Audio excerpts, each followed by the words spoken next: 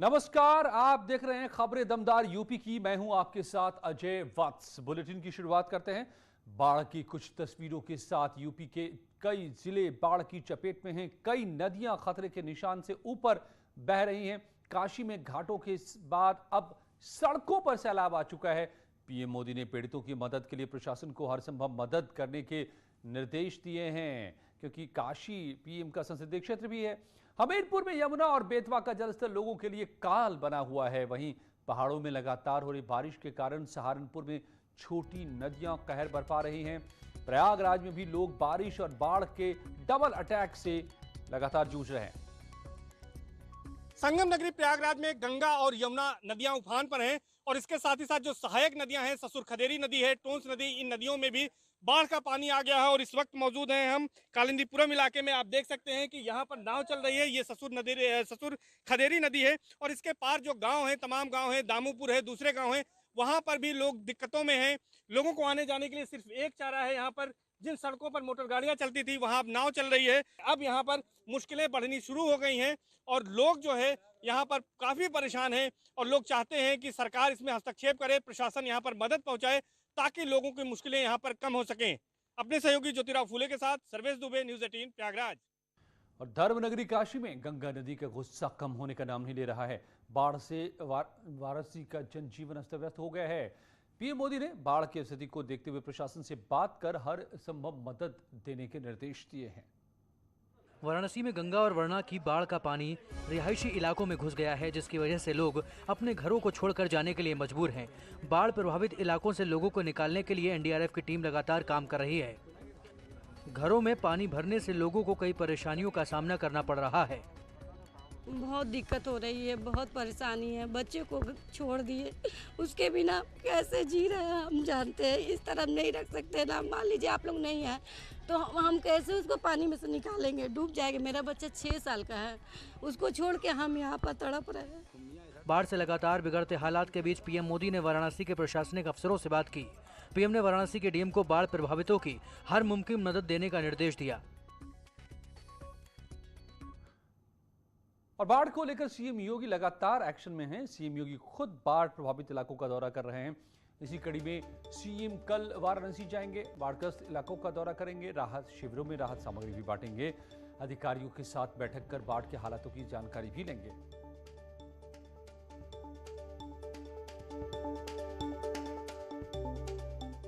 अगली बड़ी खबर, यूपी में कोरोना की हालत को काबू में करने के बाद योगी सरकार ने अब बड़ा फैसला लिया है। सरकार ने शनिवार का लॉकडाउन खत्म करने का ऐलान कर दिया है। जारी किए गए आदेश के मुताबिक अब प्रदेश में सोमवार से शनिवार तक 8 बजे से सुबह 8 बजे से रात 10 बजे तक की सभी पाबंदियां समाप्त कर दी गई हैं।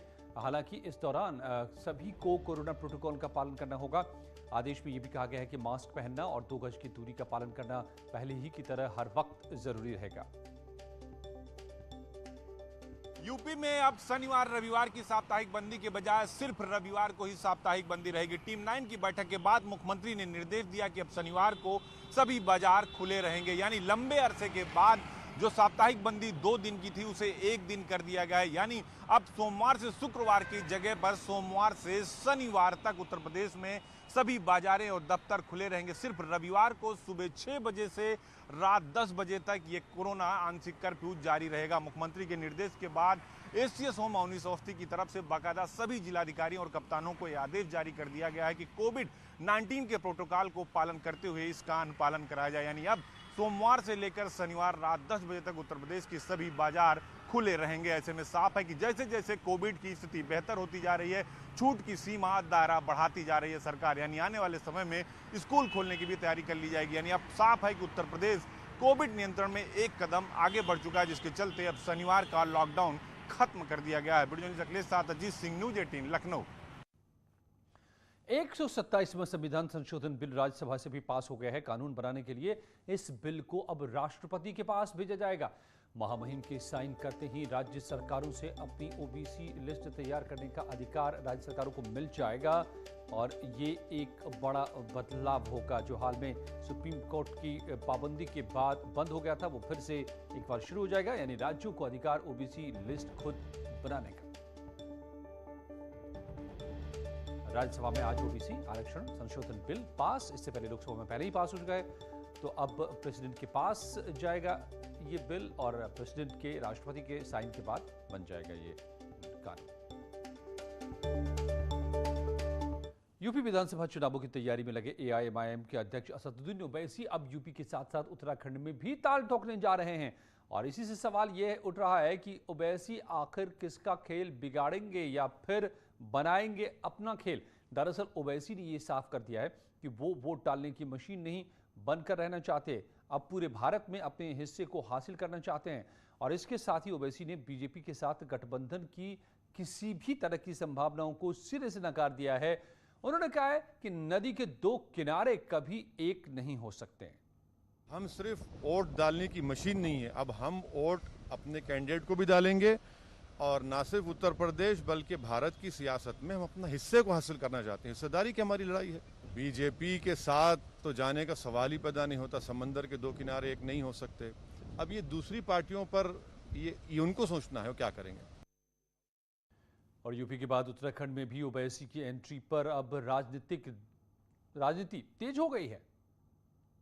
देश के अंदर में कुछ ऐसे राजनीतिक दल हैं जो सत्ता पक्ष से सवाल नहीं कर पा रहे हैं, वो विपक्ष से सवाल करते हैं और जब विपक्ष से सवाल करते हैं तो उनकी मंशा में इस देश की जनता को शंका पैदा हो रही है। असदुद्दीन ओवैसी साहब भारतीय जनता पार्टी के हाथ का एक ऐसा खिलौना है जिसमें अमित शाह चाबी भरते हैं और जितना चाहते हैं इतना खेल दिखाते हैं। शूटरों और हुटरों के दम पर राजनीति करने वाली कांग्रेस को अब उनसे बड़ा शूटर ओवैसी मिल गया है, तो जाहिर है समस्या तो आनी ही है। तो क्या खेलेंगे ओवैसी यूपी उत्तराखंड में खेल आने वाले चुनावों में या बिगाड़ेंगे खेल किसी और का? और किसके शार्प शूटर हैं असदुद्दीन ओवैसी? आज इसी पर है महाबहस। रात 8 बजे जुड़िए मेरे साथ। और अब बात करते हैं बीजेपी की चुनावी रणनीति की। जन आशीर्वाद यात्रा के जरिए 2022 के चुनाव के लिए बीजेपी ने बड़ा प्लान बनाया है। दिल्ली से निकलने वाली इस यात्रा को लेकर बीजेपी ने तैयारियां तेज कर दी हैं। 6 केंद्रीय मंत्री अपने समर्थकों के साथ जन आशीर्वाद यात्रा लेकर निकलने के वाले हैं और अपने इलाकों में संबोधन कार्यक्रम करते हुए अपनी यात्रा को आगे बढ़ाएंगे। 6 केंद्रीय मंत्रियों में 1 ब्राह्मण, 2 ओबीसी और 3 दलित शामिल हैं। मलिहाबाद से सांसद कौशल किशोर, पासी समाज के लोगों को लामबंद करने की जिम्मेदारी उनको मिली है। ठीक वैसे ही बाकी केंद्रीय मंत्री भी अपने अपने जाति के लोगों के साथ संवाद करते हुए अपने अपने क्षेत्र तक जन आशीर्वाद यात्रा निकालेंगे।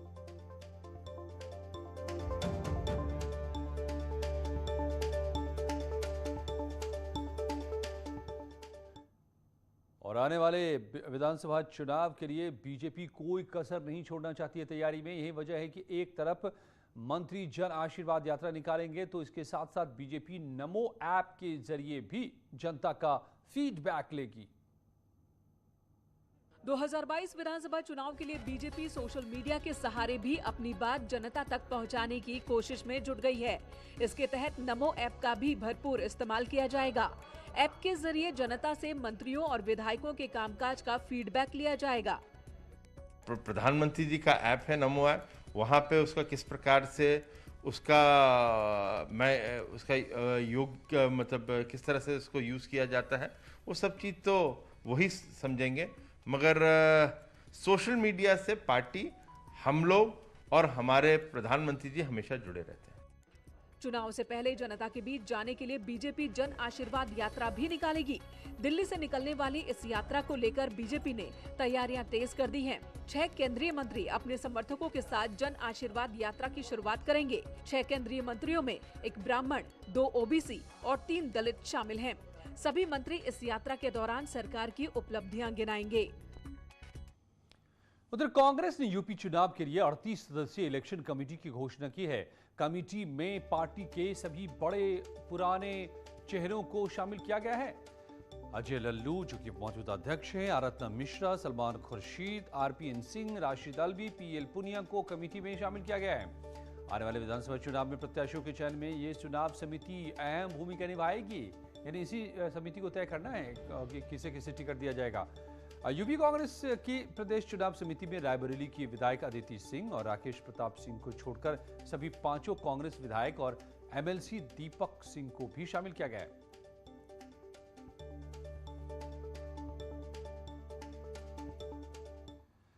और कानपुर के अस्पताल में पार्टी मरीजों में के बेड पर यहां नर्स पिज्जा पार्टी करती नजर आई। कानपुर में दरअसल कुछ दिनों से नर्स यहां पर भूख हड़ताल पर थी, जिसके बाद अब जब उन्होंने अपनी हड़ताल खत्म की तो मरीज के बेड पर ही बैठकर पार्टी शुरू कर दी। नर्स ने यहां कोविड के सारे नियमों को ताक पर रख दिया, हॉस्पिटल की मर्यादा को भी तार-तार किया। नौकरी पर बहाल होते ही मर्यादा बुरी नर्स और वार्ड बॉय हाईलाइट अस्पताल में कल तक जो आउटसोर्सिंग नर्सेज 4 दिन से भूख हड़ताल पर थी, चौथे दिन भूख हड़ताल खत्म करने के बाद सीधे पिज्जा पार्टी नियम कायदों को ताक पर रखकर मरीजों के बेड पर ही।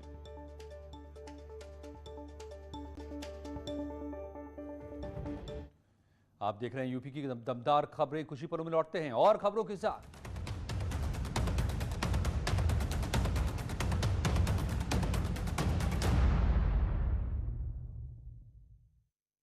मौजूद थे। फिरोजाबाद में बदमाशों ने एक परिवार को बंधक बनाकर लाखों की लूट की वारदात को अंजाम दिया। पुलिस बदमाशों की तलाश में। यूपी के कई जिलों में बाढ़ से हालात बेकाबू। वाराणसी में शहर के अंदर जल भराव। पीएम मोदी ने फोन की वाराणसी में हालात की समीक्षा की। रायबरेली में नालियों की सफाई न होने से बारिश का पानी लोगों के घरों में घुसा। अधिकारी नहीं दे रहे ध्यान। सहारनपुर में जान जोखिम में डालकर नदी पार करते लोग, बस भी इसी रास्ते से गुजरने को मजबूर। हॉकी के स्टार खिलाड़ी वंदना कटारिया पहुंचे हरिद्वार। रोशनाबाद स्टेडियम में हुआ जोरदार स्वागत। कार्यक्रम में प्रशासनिक अधिकारी और परिवार के लोग शामिल हुए। वंदना के घर वापसी का खेल प्रेमियों ने मनाया जश्न। 1.5 साल बाद घर लौटी वंदना, मां से मिलकर हुई भावुक। पीलीभीत में अजगर देखने के बाद हड़कंप मच गया। वन विभाग की टीम ने कड़ी मशक्कत के बाद इसे पकड़ा और जंगल में छोड़ा।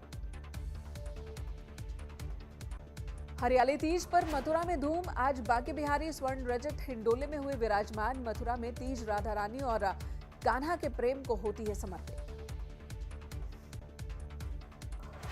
मथुरा में दिखे तीज के रंग। महिलाओं ने किए 16 श्रृंगार, नाच गाकर मनाई तीज की खुशी।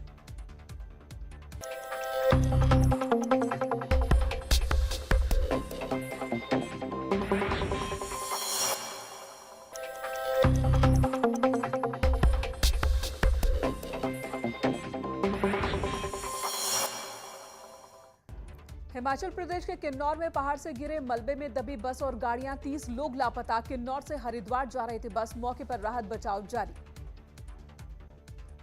मॉनसून सत्र में लोकसभा की कार्यवाही में विपक्ष के हंगामे पर लोकसभा स्पीकर ने जताया अफसोस। कहा हंगामे की वजह से सिर्फ 22% ही हो सका काम। सांसदों के टेबल पर चढ़कर हंगामे करने पर भावुक हो गए उपराष्ट्रपति वेंकैया नायडू। कहा रात भर सो नहीं पाया। थाईलैंड के भारत में राजदूत पी होंगटोंग ने लखनऊ में सीएम योगी आदित्यनाथ से की मुलाकात। इस दौरान कई अहम मुद्दों पर हुई चर्चा। दिल्ली में सीएम पुष्कर धामी ने की गजेंद्र सिंह शेखावत से मुलाकात। विकास योजनाओं पर हुई चर्चा। हर खेत को पानी योजना पर हुई बात। सीएम धामी आज केंद्रीय मंत्री अमित शाह और शाम 5 बजे नितिन गडकरी से भी करेंगे मुलाकात। सीएम धामी राज्य की विकास योजनाओं पर करेंगे चर्चा। 20 अगस्त को 2 दिन के दौरे पर उत्तराखंड आएंगे बीजेपी अध्यक्ष जेपी नड्डा। विधायकों, सांसदों, मंत्रियों से होगी मुलाकात। 2022 की रणनीति पर चर्चा। अयोध्या में 84 कोसी परिक्रमा मार्ग के लिए पीडब्ल्यूडी विभाग ने शुरू किया सर्वे। इस मार्ग से 51 पौराणिक जगहों को जोड़ा जाएगा। 3,500 करोड़ रुपए की योजना। देश में कोरोना के 38,353 नए मामले। 4 लाख से कम हुए एक्टिव केसेस। रिकवरी रेट बढ़कर 97.45%। वैक्सीन के मिक्स डोज पर रिसर्च को डीजीसीआई ने दी मंजूरी। कोवैक्सीन, कोविशील्ड की मिक्स डोज के असर को लेकर हो रही रिसर्च। शाहजहांपुर में मादक पदार्थों की तस्करी करने वाले 2 तस्कर गिरफ्तार। 1.5 किलोग्राम अफीम बरामद। अंतर्राष्ट्रीय बाजार में इसका कीमत 1.5 करोड़ रुपए। गाजियाबाद में न्यूज 18 की खबर का असर। डासना मंदिर में साधु पर हमला मामले में लापरवाही की वजह से 2 पुलिसकर्मी सस्पेंड। कल सोते वक्त हुआ था हमला। कुशीनगर में राशन लेने गए लोगों को कोटेदार के पति ने पीटा। पिटाई का वीडियो वायरल हुआ। अंगूठा लगवाकर 2 महीने से राशन नहीं दे रहा था कोटेदार। बरेली में गाली गलौज का विरोध करने पर दबंगों ने लोगों को पीटा। सीसीटीवी में कैद हुई दबंगों की करतूत। कैंट पुलिस पर शिकायत के बावजूद कार्रवाई न करने के आरोप। जौनपुर में सड़क किनारे अज्ञात बुजुर्ग महिला का शव मिलने से हड़कंप। पुलिस ने शव को पोस्टमार्टम के लिए भेजा। मामले की जांच में जुटी पुलिस। नोएडा में एक एम्बुलेंस दुर्घटनाग्रस्त हुई। सड़क पर रखे ड्रम से टकराकर पलट गई एम्बुलेंस। ड्राइवर और एक मरीज उस वक्त मौजूद थे। फिरोजाबाद में बदमाशों ने एक परिवार को बंधक बनाकर लाखों की लूट की वारदात को अंजाम दिया। पुलिस बदमाशों की तलाश में। यूपी के कई जिलों में बाढ़ से हालात बेकाबू। वाराणसी में शहर के अंदर जलभराव। पीएम मोदी ने फोन की वाराणसी में हालात की समीक्षा की। रायबरेली में नालियों की सफाई न होने से बारिश का पानी लोगों के घरों में घुसा। अधिकारी नहीं दे रहे ध्यान। सहारनपुर में जान जोखिम में डालकर नदी पार करते लोग। बस भी इसी रास्ते से गुजरने को मजबूर। हॉकी के स्टार खिलाड़ी वंदना कटारिया पहुंचे हरिद्वार। रोशनाबाद स्टेडियम में हुआ जोरदार स्वागत। कार्यक्रम में प्रशासनिक अधिकारी और परिवार के लोग शामिल हुए। वंदना के घर वापसी का खेल प्रेमियों ने मनाया जश्न। 1.5 साल बाद घर लौटी वंदना। मां से मिलकर हुई भावुक।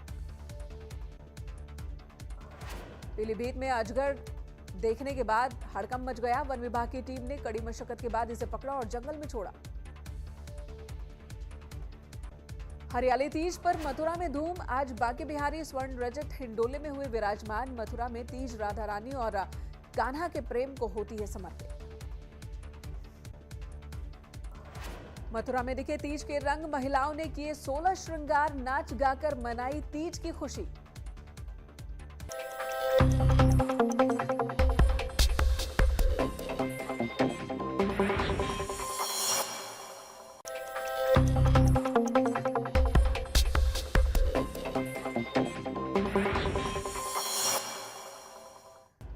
हिमाचल प्रदेश के किन्नौर में पहाड़ से गिरे मलबे में दबी बस और गाड़ियां। 30 लोग लापता। किन्नौर से हरिद्वार जा रही थी बस। मौके पर राहत बचाव जारी। मॉनसून सत्र में लोकसभा की कार्यवाही में विपक्ष के हंगामे पर लोकसभा स्पीकर ने जताया अफसोस। कहा हंगामे की वजह से सिर्फ 22% ही हो सका काम। सांसदों के टेबल पर चढ़कर हंगामे करने पर भावुक हो गए उपराष्ट्रपति वेंकैया नायडू। कहा रात भर सो नहीं पाया।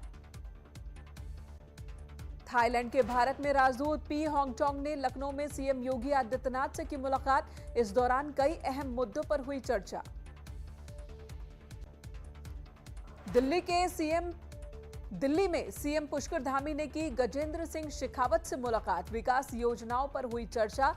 हर खेत को पानी योजना पर हुई बात। सीएम धामी आज केंद्रीय मंत्री अमित शाह और शाम 5 बजे नितिन गडकरी से भी करेंगे मुलाकात। सीएम धामी राज्य की विकास योजनाओं पर करेंगे चर्चा। 20 अगस्त को 2 दिन के दौरे पर उत्तराखंड आएंगे बीजेपी अध्यक्ष जेपी नड्डा। विधायकों, सांसदों, मंत्रियों से होगी मुलाकात। 2022 की रणनीति पर चर्चा।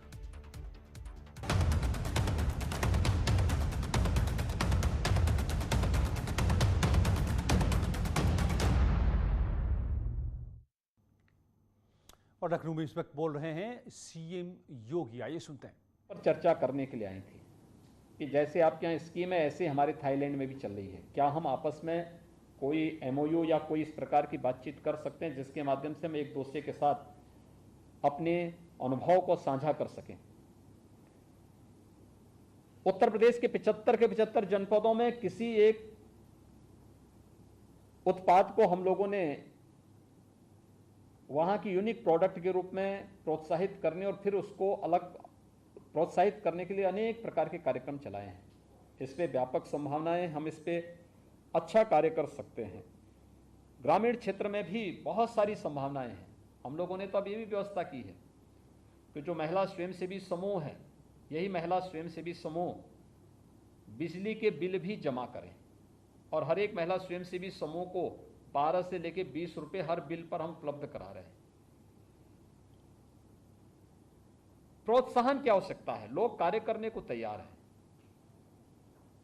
और राज्य सरकार इस संबंध में हर प्रकार से सहयोग करने को तैयार है। अगर थोड़ा भी प्रयास कर लें, कुछ आपको चलना पड़ेगा, कुछ प्रशासन की मशीनरी को चलना पड़ेगा।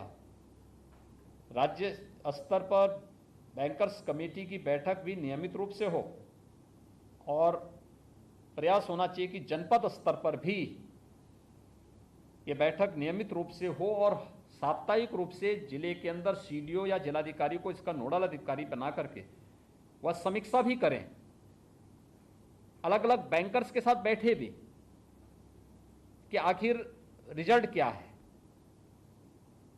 जो लोन मिला आपने यहां पर आज आयोजित किया है या केसीसी के लिए जो आज लोन सैंक्शन किया है या जिन युवाओं को आप लोगों ने प्रशिक्षित किया है, ये 3 अलग अलग बड़े इवेंट बन सकते थे और इन 3 बड़े इवेंट के माध्यम से हम प्रदेश के अंदर एक मैसेज दे सकते थे कि देखिए इतने बड़े कार्यक्रम हो रहे हैं, अन्य लोगों को उसके लिए प्रेरित किया जा सकता था। प्रचार का माध्यम स्वयं की सुर्खियां बटोरना नहीं होता है।